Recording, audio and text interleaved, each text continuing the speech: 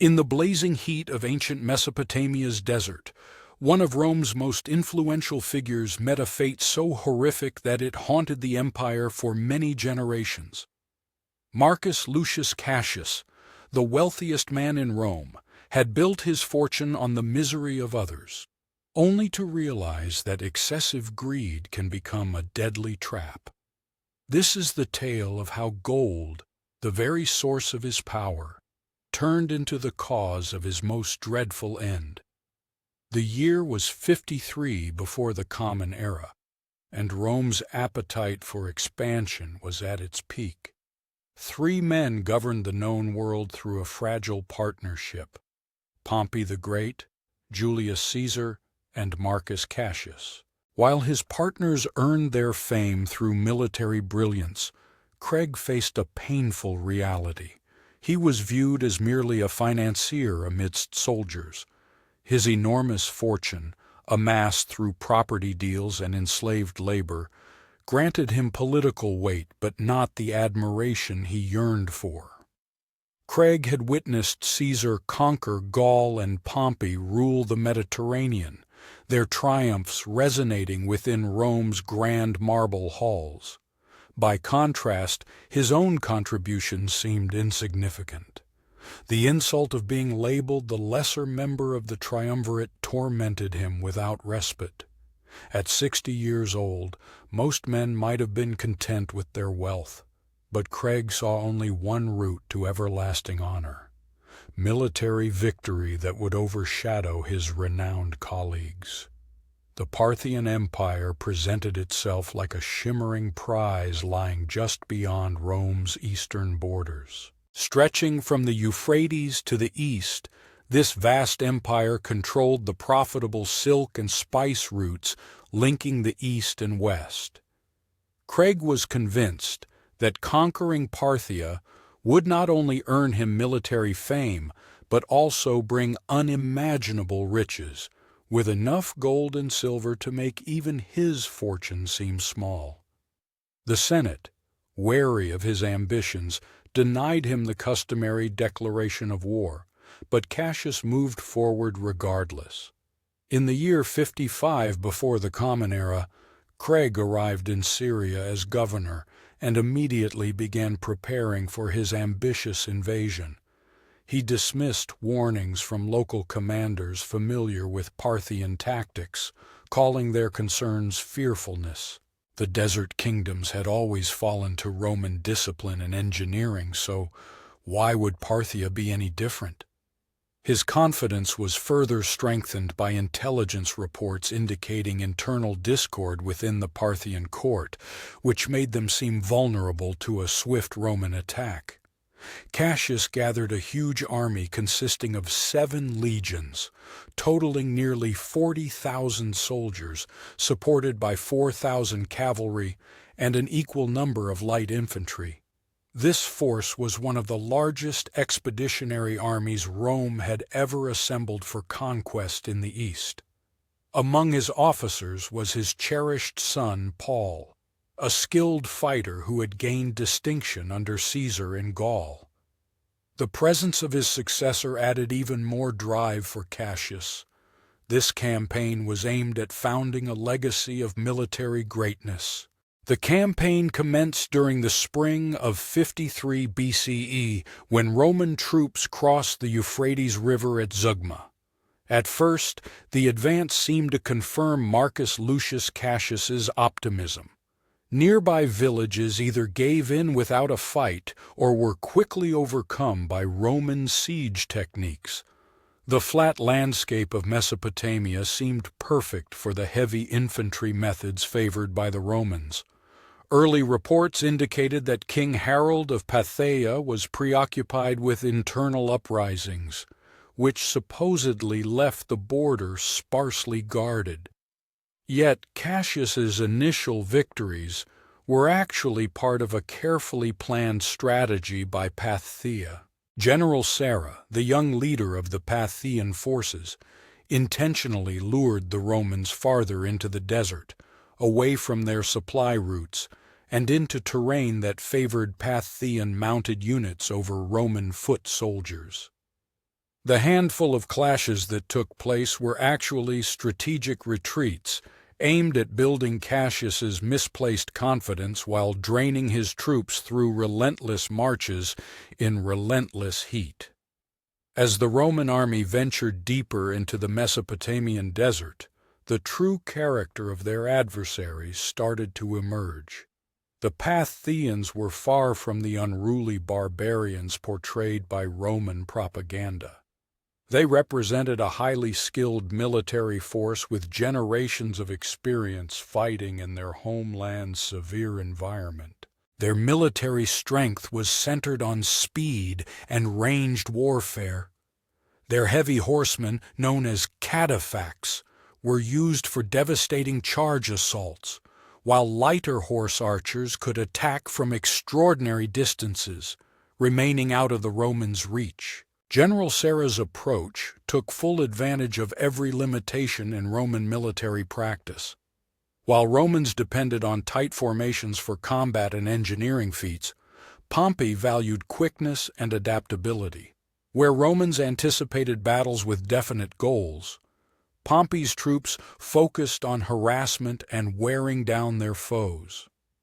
Most importantly, while Romans believed their enemies would ultimately face them in a decisive fight, Pompey's soldiers chose to evade direct clashes, instead slowly draining their opponents through continual skirmishes. The psychological aspect of the conflict was just as advanced, with Pompey's scouts showing up on far ridges just enough to keep Roman troops alert, only to disappear before any chase could start. Supply lines were constantly targeted by unseen assailants who struck suddenly and melted away into the expansive desert. Rest became a rarity, as soldiers heard strange sounds and sensed movements throughout the night, leaving the entire army tired and uneasy. Paul started to understand that the usual Roman methods were failing against this unfamiliar style of combat. His heavily armed foot soldiers, unbeatable in European woodlands or along Mediterranean shores, found it difficult to contend with the heat, terrain, and irregular enemy tactics. The mounted units he gathered were inadequate for the fast-moving warfare that prevailed in the area, and his supply chains grew ever more susceptible to raids conducted by Pompey. The threat appeared suddenly from all directions, yet nowhere at once. The decisive moment arrived at Caire, a small town in northern Mesopotamia, where Cassius chose to make his stand. The local terrain seemed to work in his favor, as the hills offered strong defensive positions for his infantry, and the nearby water source promised to resolve his supply concerns. Intelligence indicated that General Sarah's main force was closing in, presenting the critical confrontation that Craig believed would justify his entire campaign and prove Roman dominance beyond question. The Battle of Carrhae started at daybreak on June 9th. 53 BCE Roman troops arranged themselves in their classic formation, with heavy infantry holding the center, cavalry positioned on the flanks, and light troops screening the main body. Craig took command in the center, while his son Paul led the cavalry on the right wing. The formation looked formidable in the early light, with shining standards and polished armor symbolizing the mightiest military force the ancient world had ever witnessed. General Sarah's approach demonstrated the genius of Parthian military tactics. Instead of facing a typical army formation, the Romans were met with an unprecedented sight, a cavalry-only force moving fluidly across the desert as if it were one living entity. The Parthian heavy cavalry, clad entirely in shining metal scales, held the center. Surrounding them, thousands of horse archers flowed like water, constantly shifting and adapting their positions. The Roman commanders faced an unexpected tactical challenge they could neither foresee nor counter. The battle commenced with a massive barrage of Pantheon arrows that darkened the sky above the Roman ranks. Unlike earlier foes who quickly depleted their ammo, the Parthians had established supply lines bringing fresh arrows, ensuring their archers remained fully equipped.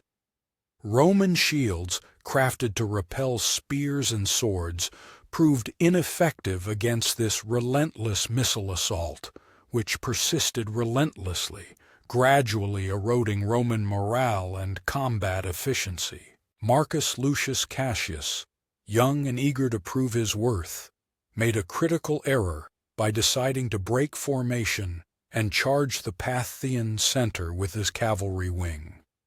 This fell perfectly into General Sarah's trap.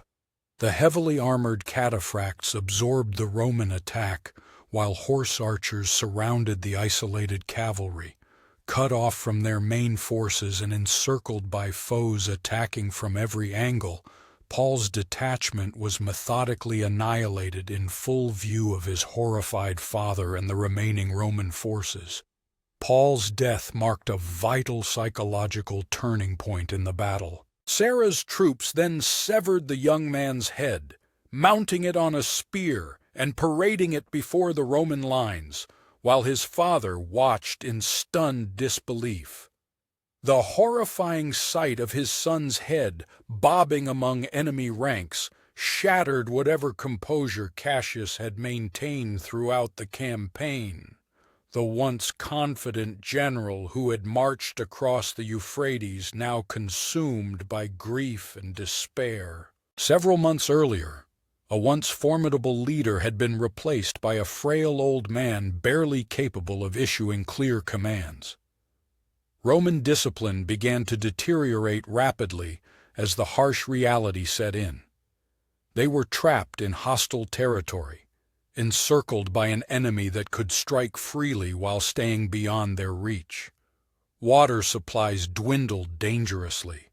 The number of dead and injured outpaced the capacity for care, and every breakout attempt only brought more severe losses. The desert that had once appeared as an open path to conquest now felt like a prison with no visible route of escape. As darkness fell, Marcus Lucius Cassius tried to organize a retreat towards the nearby city of Cara, hoping that the urban environment would counter the Parthian cavalry's superior mobility. Instead, the withdrawal disastrously transformed into a chaotic flight. Exhausted Roman soldiers abandoned their weapons and discipline in a frantic race for safety. Thousands were slaughtered during the confused night march, while others fell from exhaustion and heat stroke, left behind by comrades too weak to aid them. When dawn broke, the shattered remnants of Rome's great Eastern army stumbled into Cara, having lost nearly half their strength in just one day of fighting. The once proud legions that had marched across the Euphrates were now a desperate horde of survivors, their banners lost, morale broken, and their commander crushed by grief and the crushing weight of defeat. Craig had secured a decisive victory. He desired a different outcome, yet the decision was made entirely against him. Instead of launching an immediate attack on the city, General Sarah chose to show mercy by offering negotiations. She dispatched envoys under flags of truce suggesting a meeting between the commanders to discuss conditions for the Roman retreat. The proposal seemed reasonable since both sides had suffered losses, and the Parthians had demonstrated the fragility of Roman forces. For Marcus Lucius Cassius, desperate to recover something from the catastrophe, the offer brought hope of saving at least part of his troops. The meeting was set to occur on neutral ground between the two armies, each leader accompanied by a small group of officers. Craig, despite warnings from his aides who feared deceit, consented to the parley. His desperation to end the ordeal outweighed his tactical sense. He needed to believe that an honorable compromise might still exist, that his risky plan had not ended in total disaster for Rome and personal disgrace for himself. What followed remains debated by ancient chroniclers, but the result was unmistakable. The gathering turned violent, with Parthian soldiers overpowering the Roman delegation. Whether this act was deliberate betrayal or the consequence of misunderstandings and mutual distrust is uncertain. Marcus Lucius Cassius found himself captured by the very man who had annihilated his army and slain his son. Once the wealthiest individual in Rome, he was now completely at the mercy of his enemy. The fate of the enemies, who had every reason to despise what he symbolized, lay at the hands of General Sarah's handling of her prisoner. This revealed the intensity of Parthian fury toward Roman ambitions. This was not simply a beaten commander to be exchanged or put to death swiftly. Craig embodied everything the Parthians detested about Roman expansion. His invasion was an unprovoked strike driven solely by greed and personal ambition, launched without any respect for Parthian independence or the countless lives sacrificed for his own glory.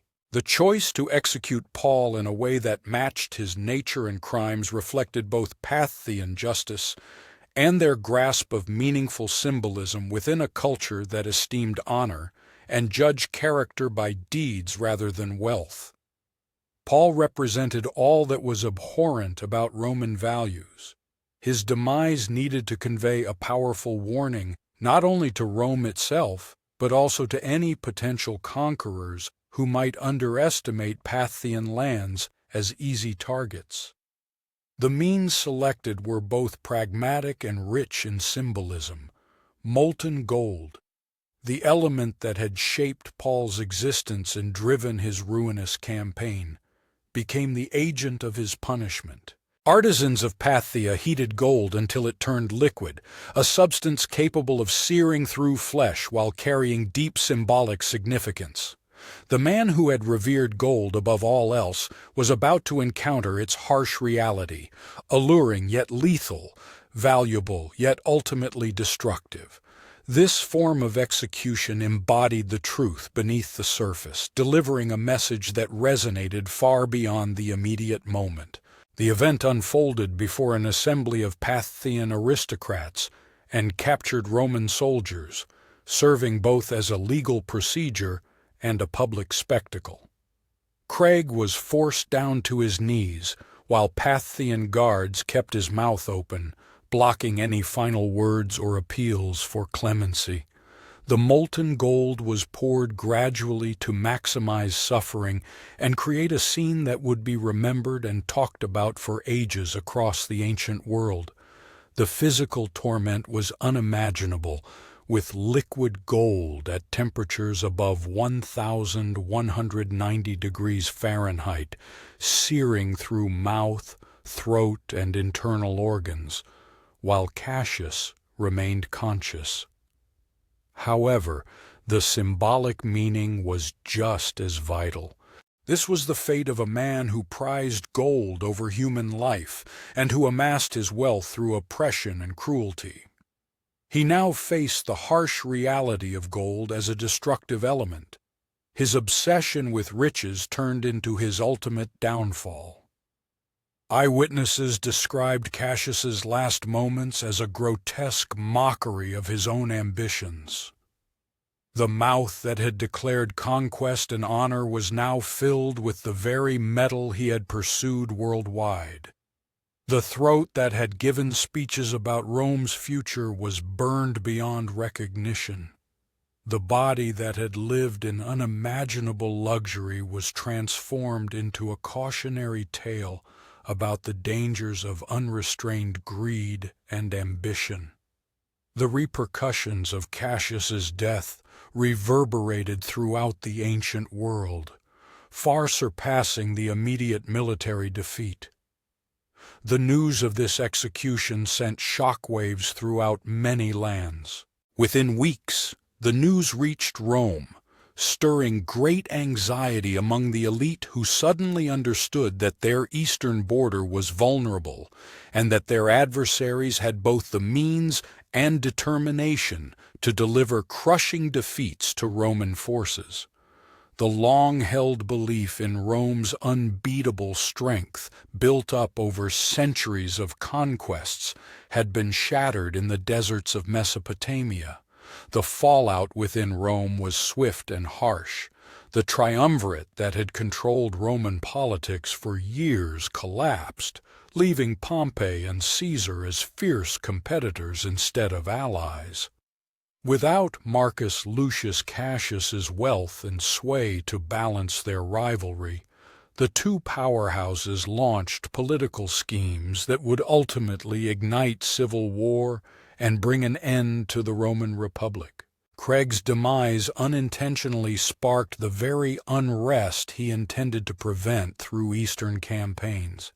The Parthian treatment of captured Romans revealed that Marcus Lucius Cassius's execution was not random cruelty but part of a deliberate tactic to discourage future Roman offenses.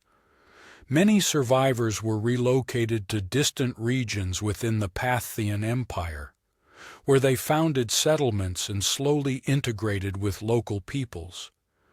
These former Romans became living proof of Parthian clemency toward those who avoided conflict, a sharp contrast to the grim fate of their commander who instigated the war. Craig's death carried deep symbolic significance that resonated far beyond the battlefield. Across the ancient world, the story inspired countless creators, artists, authors, and philosophers for many generations. The striking image of molten gold being poured into the mouth of Rome's wealthiest man became a vivid symbol warning against the perils of greed and unchecked desire for power.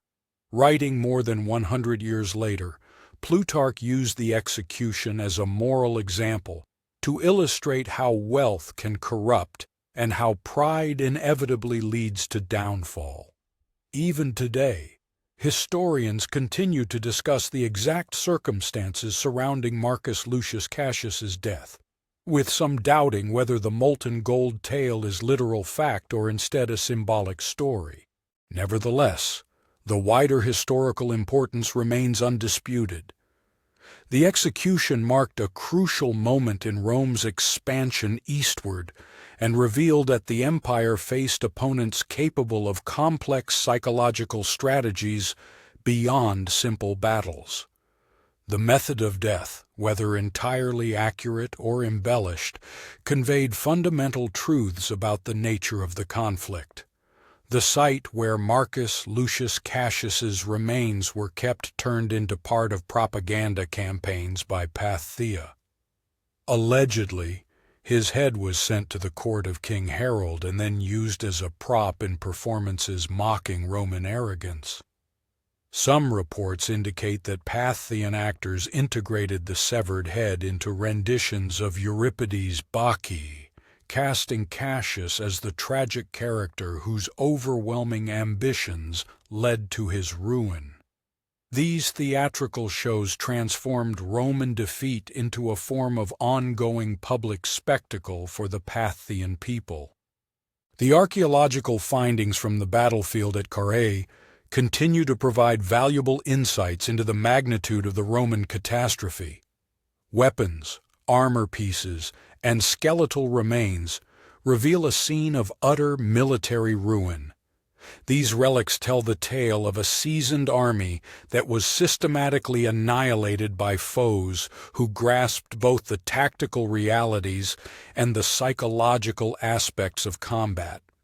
Roman military guides were updated following the lessons drawn from this defeat, but the blow to imperial honor was never fully healed. The consequences of Marcus Lucius Cassius's demise shaped Roman foreign policy for many years, making later emperors more cautious about ventures in the East and instilling a greater respect for Parthian military strength.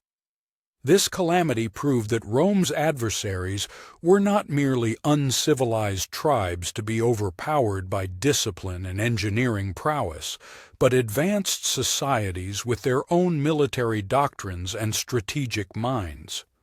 Recognizing this marked the start of a more sophisticated era in Roman expansion, where diplomacy began to play a key role alongside military actions. The tale of Marcus Lucius Cassius stands as an enduring lesson about the risks when personal ambition clouds judgment and prudence. His journey from a prosperous entrepreneur to the architect of a military disaster shows how individual flaws can ripple out to impact entire empires and reshape history. Throughout history, the molten gold that caused his demise stands as a striking symbol of how the desires we hold most fiercely can turn into the means of our own downfall. In today's world, where economic disparity and political ambition still influence global affairs, the fate of Marcus Lucius Cassius delivers serious warnings about the link between authority and accountability. His narrative teaches us that genuine leadership goes beyond amassing wealth or winning strategic battles. It calls for insight, compassion, and a deep awareness of the wider impact of our deeds. The golden liquid that brought silence to Rome's wealthiest man keeps echoing cautionary messages through time about the cost of limitless greed and the vital lesson of recognizing when there is truly enough.